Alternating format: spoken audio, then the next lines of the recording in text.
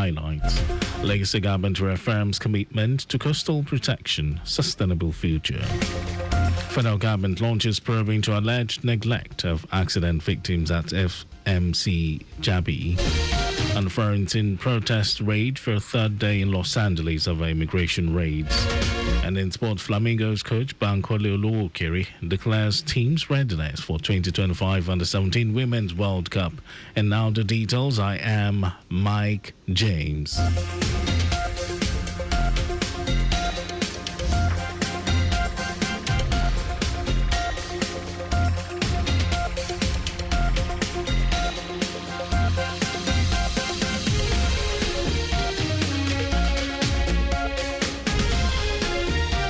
The Legacy government has reaffirmed its commitment to protecting the coastline and building a safer, greener and more resilient city for future generations.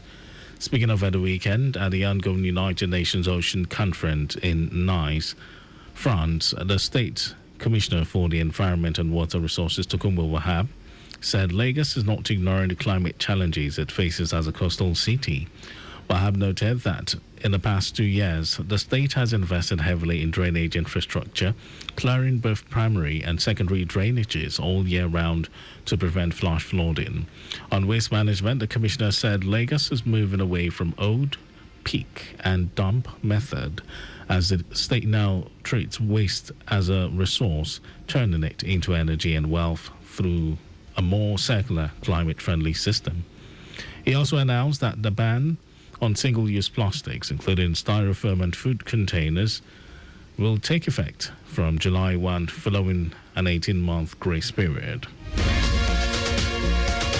Lagos State Commissioner for Wealth, Creation and Employment, Akinyemi Ajigbotafe, has received a delegation from the GIZ Sky project on a courtesy visit aimed at deepening collaboration with the state government in the area of youth training and employment.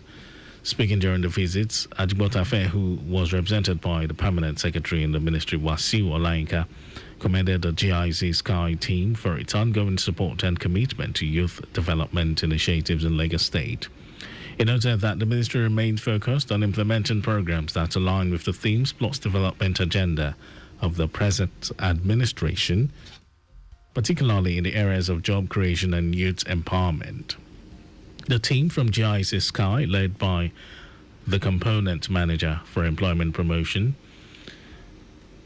Jokik Zventlala, expressed appreciation to the state government for its continued partnership and support, noting that GIZ Sky remains committed to fostering sustainable employment for young people through skills development, training, and inclusive employment promotion.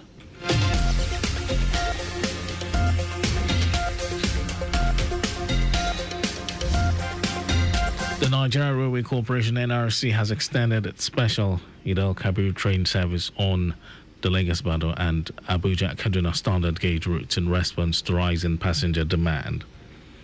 This follows the overwhelming success of earlier special trips operated on June 5, which recorded full bookings and heavy commuter traffic.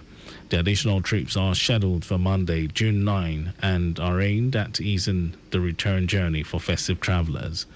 The updated timetable shows departures from Lagos to Ibadan at 8 a.m., 1:55 p.m. additional trip, and 4:46 p.m. with the last reflecting a shift from the usual 4 p.m. departure. For the return leg, Ibadan to Lagos train departure was scheduled for 8 a.m., 11:03 a.m. additional trip, and 4 p.m. The Nigeria Center for Disease Control and Prevention (NCDC) has confirmed 739 cases of Lassa fever across the country from January to May 25. According to the agency's latest situation report, the cases were recorded from over 5,200 suspected infections across 95 local government areas in 18 states. Meanwhile, 141 deaths have been reported, putting the case fatality rate at 19.1%. The NCDC says 5 states account for 90% of the confirmed cases. Ondo tops the list with 224 cases, followed by Bauchi with 185, 121 in Edo, 116 in Taraba, while Ebonyi had 21 cases. Other affected states include Kogi, Gombe, Plateau, Benue, Nasarawa, Kaduna, Enugu, Delta, Cross River, Borno, Ogun, the FCT, and Anambra. The highest that toll were recorded in Taraba, Ondo, Edo, and Bauchi states.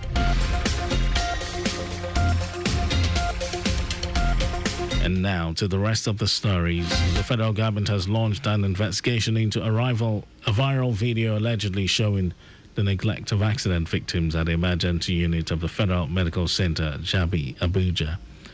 The video, which has sparked outrage on social media, shows road accident victims reportedly left unattended after being brought in by a Good Samaritan. The individual who recorded the footage claimed he found the victims on the road and rushed them to the hospital for urgent treatment, only to be told by a staff member that they could not help due to a lack of gloves. Meanwhile, the video later shows some medical personnel assisting, including lifting a severely injured victim into the emergency unit. Other victims, though visibly wounded, were seen making their way inside with minimal support. In response, the hospital's public relations officer, Obadiah Ghana, confirmed that a full investigation is now underway to determine what went wrong and whether protocols were breached. The Nigerian Correctional Service says 59,786 inmates have so far been enrolled in the National Identity Number Registration exercise, currently underway across custodial centers nationwide.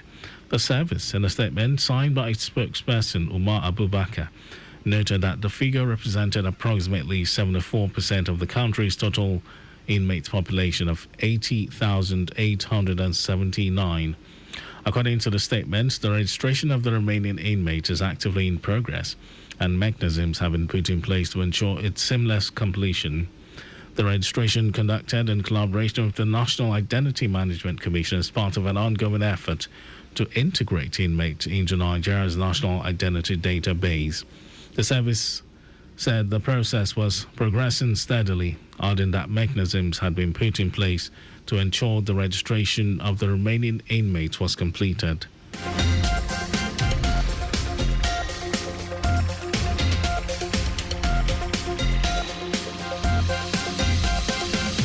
And in some foreign news, protests against federal immigration raids in Los Angeles have entered their third day with growing unrest, prompting authorities to declare downtown LA an unlawful assembly zone.